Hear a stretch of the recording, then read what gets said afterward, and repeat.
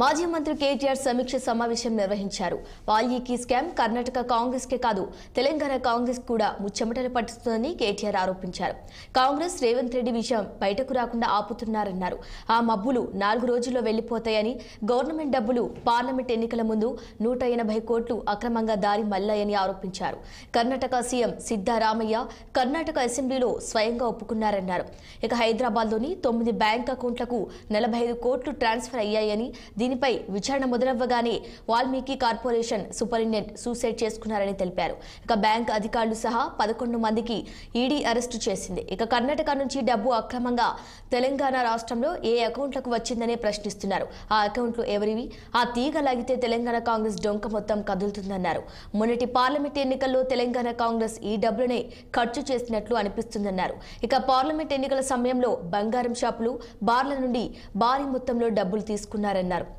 వారికి కాంగ్రెస్ పార్టీకి ఉన్న అనుబంధం ఏంటని ప్రశ్నించారు. సిద్ధరామయ్యను తొలగిస్తే పక్కన ఉన్న తెలంగాణ కాంగ్రెస్ ప్రభుత్వం కూలుతుందని కర్ణాటక మంత్రి సతీష్ జార్కిహోలీ అంటున్నారని తెలిపారు.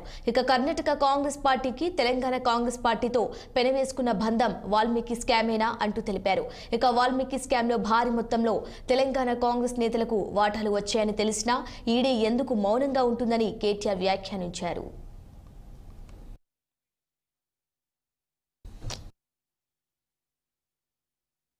వాల్మీకి స్కామ్, కర్ణాటకలో జరిగిన వాల్మీకి స్కామ్ కర్ణాటక కాంగ్రెస్ కే కాదు తెలంగాణ కాంగ్రెస్ కూడా ముచ్చెమటలు పట్టిస్తోంది. కింద మీద పడి ఇక్కడ కాంగ్రెస్ వాళ్ళు, రేవంత్ రెడ్డి గారు మీడియాను మేనేజ్ చేస్తూ విషయాలు బయటికి రాకుండా ఆపుతా ఉన్నారు.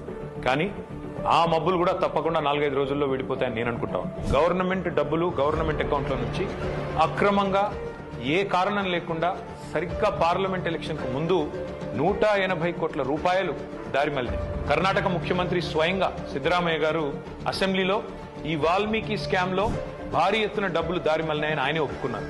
అందులో హైదరాబాద్ లోని 9 బ్యాంక్ అకౌంట్లకి 45 కోట్ల రూపాయలు ట్రాన్స్ఫర్ చేశారు. దీని మీద ఎంక్వైరీ మొదలు కాగానే ఏమైందో ఏమో తెలియదు కానీ వాల్మీకి కార్పొరేషన్ అకౌంట్ సూపరింటెండెంట్ ఆఖరికి ఆత్మహత్య చేసుకున్నాడు.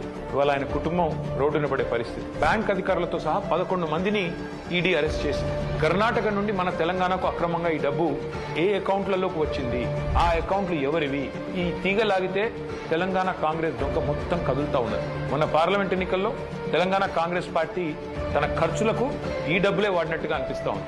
4.5 కోట్ల రూపాయలు నేరుగా V6 బిజినెస్ అనే కంపెనీకి ట్రాన్స్ఫర్ అయినట్టుగా ఆధారాలున్నాయి.